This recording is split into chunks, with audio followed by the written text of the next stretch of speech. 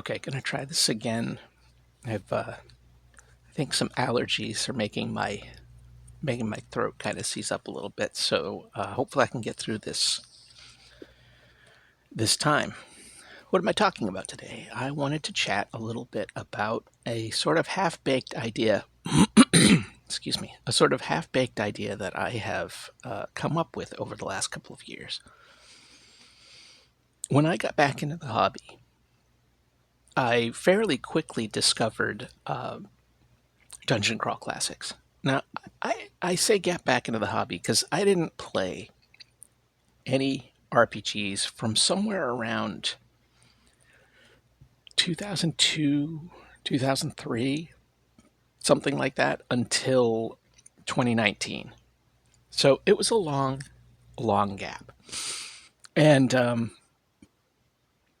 it was for a lot of reasons. There are a lot of reasons, but it happened. And when I got back into the hobby, I had remained interested. I had my friend Rob, who passed a couple of years ago.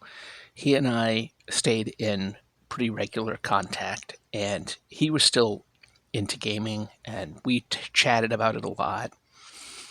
And I kept myself informed somewhat on what was going on in the industry. Somewhat. When I left working at a game store, which would have been, I think, the beginning of 2001, uh, the hobby was entering, and it was kind of the writing was on the wall. The hobby was entering a bad phase. So that's not why I left the game store, but it was clear things weren't going well, and that's true. Things didn't go well. It went to a pretty bad spot for a while, but I stayed informed. Anyway, I had heard of Dungeon Crawl Classics, and I had seen it bouncing around, and I really didn't have any interest.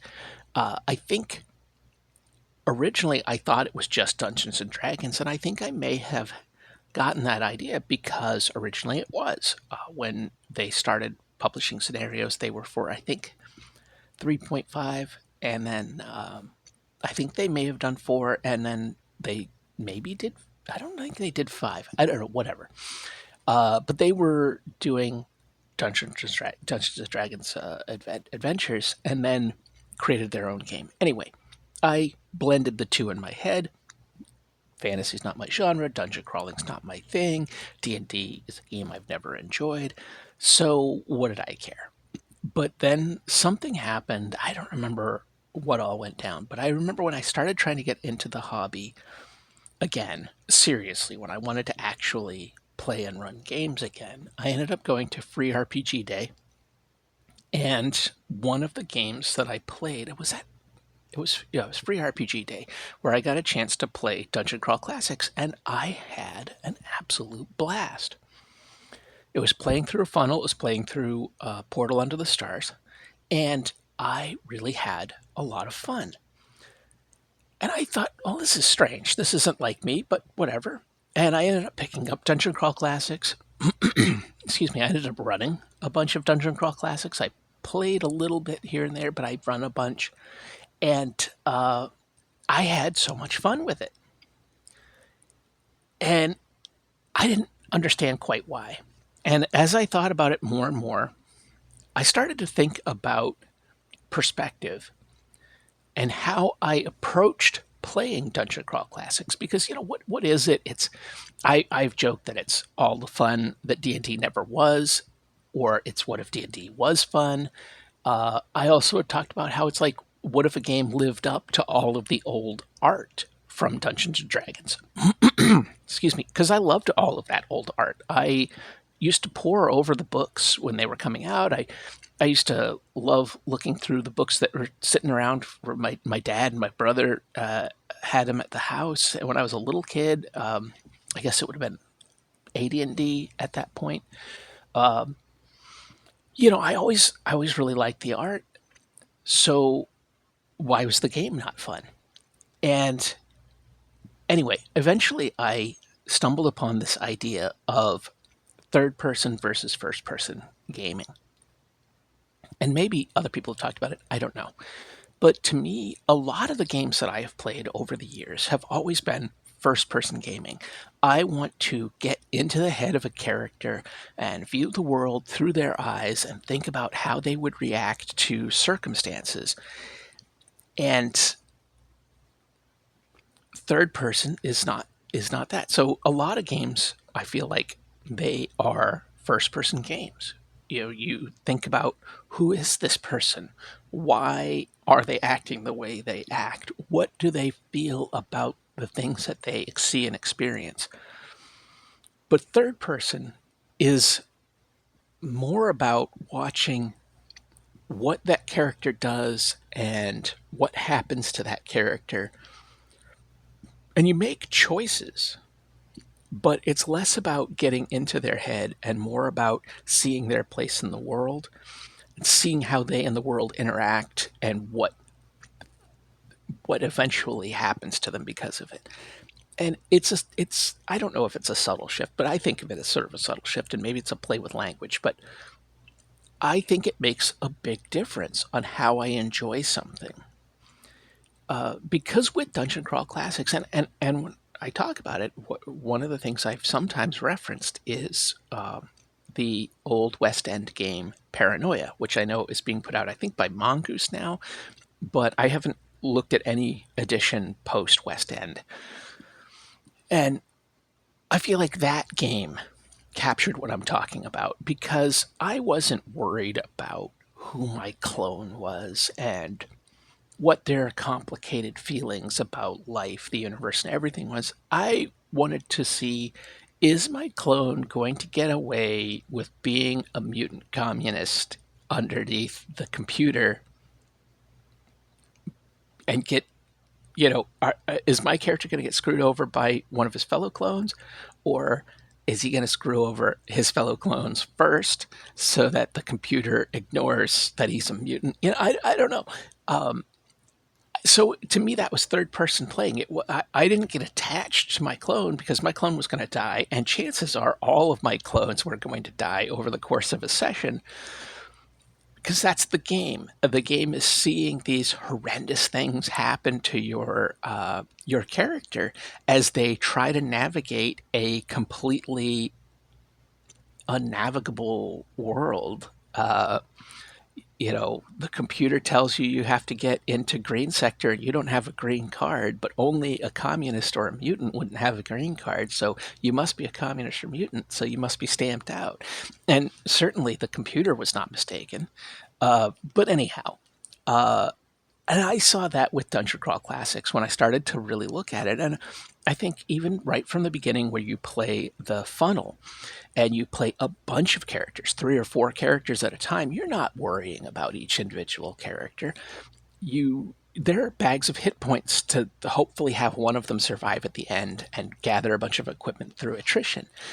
So anyway, it got me thinking about first person versus third person gaming, and how that approach could help someone, or that understanding could help somebody enjoy a game in a certain way. And I think I, I still am of the opinion that, depending on the edition, but whatever, that Dungeons and Dragons, I don't think is a very good game.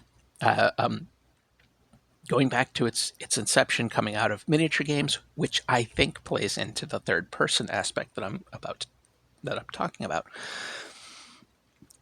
I don't think it was ever very well cobbled together, and often too complicated, often too whatever. But perhaps I would have enjoyed playing the game more had I approached it as the third person game in the way that I kind of approach Dungeon Crawl Classics or Paranoia. And it got me thinking about different games. I was thinking about Fight to Survive. This is a game that is about, like, the passion and the rage and the fear and the sadness of living by the fist in an urban setting, that kind of thing. You've kind of got to get into the head of who you're playing, especially because mechanically, like, there's no dice, there's no luck, it's strategy in this, and you have to really think about who you are and the ramifications of what you see and do. And so I think this is like extremely first person in that sense. And, then I was thinking about, oddly enough, I think a game that could, in theory, be a third person game because you are watching you're in a detached universe, a universe that doesn't care about what happens to your character, and where your character very likely will die or go mad. And yet I do feel like with Call of Cthulhu, I love to get into the head of my character. I love to think about, what is this character going through as as their reality starts to unravel, as they start to learn darker secrets about the truth of the universe. I like to sort of get in that headspace with this. So I think of this as a great first person game. But then I think about third person games, and I was thinking about Dungeon Crawl Classics, and I'm looking at, that's the way I sort of approach Shadow Dark too. And maybe it comes back to having the gauntlet, or um,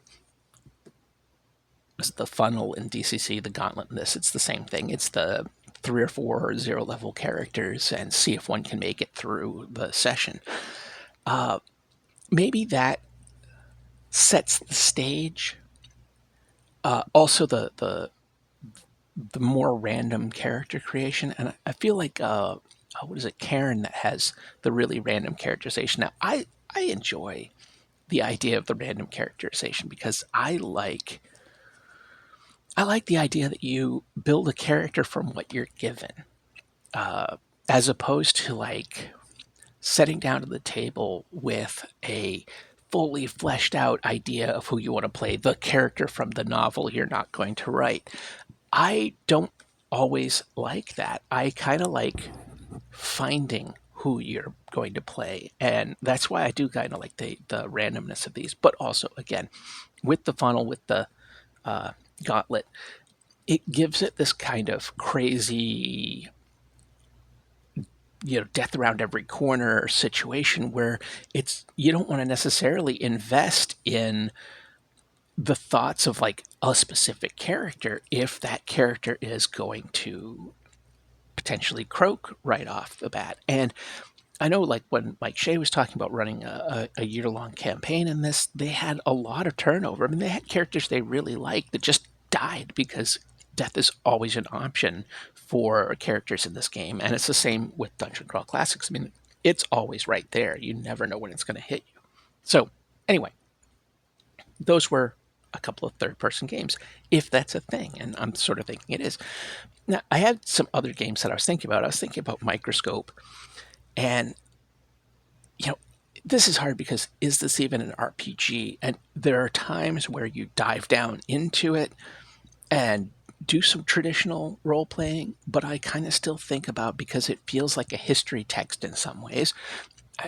It does feel like you're role playing as an outsider, not getting it necessarily manifesting, not necessarily getting your brain into their headspace, but seeing what they do and what they say from an outside perspective. Similarly, I was thinking about with some solo games. Well, that's not solo. I was thinking about with solo game, Four Against Darkness, which feels much more procedural. It feels like to me, when I had an Apple IIe computer, that I had some kind of dungeon crawling game where it was little, the your characters were like little T's or something. It was the graphics were not much, but you know, this to me feels like that. It's procedurally generated. It's here's my 4 characters, kick down a door, kill the stuff inside. It's very combat focused. It's exploration in that you open the door to see what monster or treasure or trap is in there. It's not exploration like expanding your mind and that sort of thing. At least not in the basic game.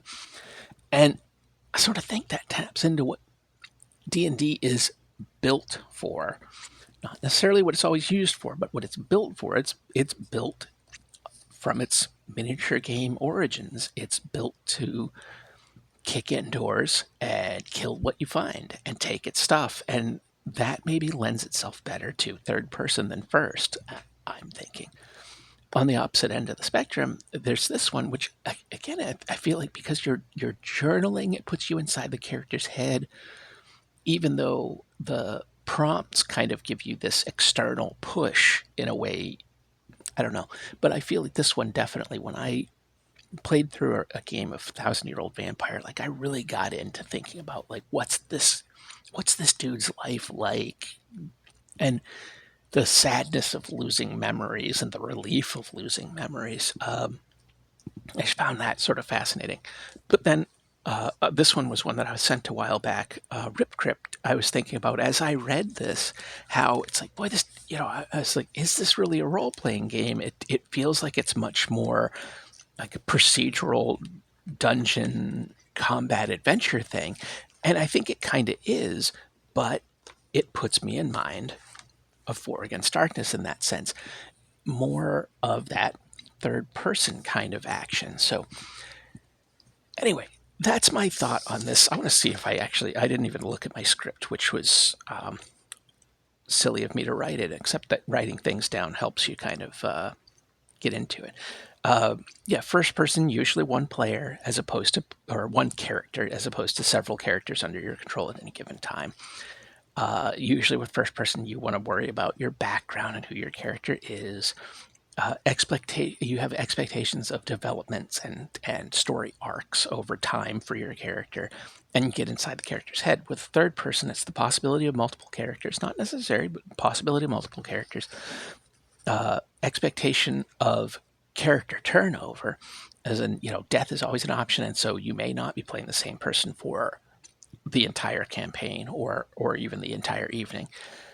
Less worry about a personal arc. And this is where I was sort of thinking, as like, maybe with this kind of third person, and I think this is maybe important for other types of games too, but it's maybe important to start thinking more about your group, your party, organization that your characters all belong to, that kind of thing. So the character arc might be more for your group, more for your group's organization. In Call of Cthulhu, I know with the 7th edition, they have really leaned into the whole organization that your characters belong to. And I remember when I ran Call of Cthulhu the most recent time, I ran it with the players were all members of the Cosmos Club, which is a real social club in Washington D.C. It was for like scientists and enlightened and intellectuals and that sort of thing, and so all the characters were members of that. It was an anachronistic version, a fictionalized version of it, where that the real Cosmos Club had at one point voted to bring in women, and that vote was ultimately turned down. Like a core of people fought against it and didn't allow it. In my version, they did allow it and bring it in. So anyway, whatever the case, the group may be more important as far as character arc goes, and then it's more about watching what happens to your character as opposed to living through, you know, in the imagination, living through what your character goes through. So I had examples. Call of Cthulhu and Vampire the Masquerade would probably be another big example for a first-person game. For third-person, a DCC, Shadow Dark, Rip Crypt, and D&D. I think maybe D&D itself is better as a third-person game, and maybe I would enjoy it more. I don't think so, because honestly, I just don't think D&D is a very good game. And after playing 5e recently, which is supposedly, recently a couple of years ago, supposedly the most approachable version of the blah, blah, blah, it's just so needlessly complicated. It's so clunky. Nothing, I don't know. I feel like if you've had 50 years and you're still making that rule system, I think that maybe there's just an inherent problem in it. But anyway, and I was also thinking about Labyrinth, the adventure game. I think that's what it's called. The sort of role playing game for Labyrinth that feels more third persony, especially because so much of it is about you go into a room and then solve the problem for this room. It's a lot of it feels very top down. It feels very watch my character go from room to room to room and solve these problems, as opposed to I enter this room and look around and see what I see. It feels different. So anyway, yeah. So that was trying to go over my script. Boy, me and scripts, yay. So, what do you think? Do you am I just full of crap? I mean, almost certainly, but is there any merit to this concept? Do you think? Do you have any thoughts on it? Are there games that you think are particularly well crafted for one or the other? I was thinking about the game Ars Magica, and which I think about a lot, and how I think that game actually allows you sort of to do a hybrid, where if you're playing a mage or you're playing a companion, chances are you're playing it more in a traditional sense. But maybe you're playing a handful of grogs that night, and it's more like, boy, what mischief can these grogs get up to, as opposed to, you know, what danger can I find? It's more, what silliness can I get up to? You know, what tomfoolery will occur that will get this, one of these grogs killed and the other one blamed for it. Who knows? So maybe there's a certain amount of hybrid nature to it in different games. And I wonder too, with something like Dungeon Crawl Classics or with Shadow Dark, if over time, especially the longer a character survives, if maybe you get more and more invested, and it goes from third person down into first. Maybe. I don't know. And I don't think there would be anything wrong with that. I think the third person idea is more about your approach, certainly to the start of a game, but it's more just about how you come into the game. I don't know, maybe. Anyway, until next time, take care.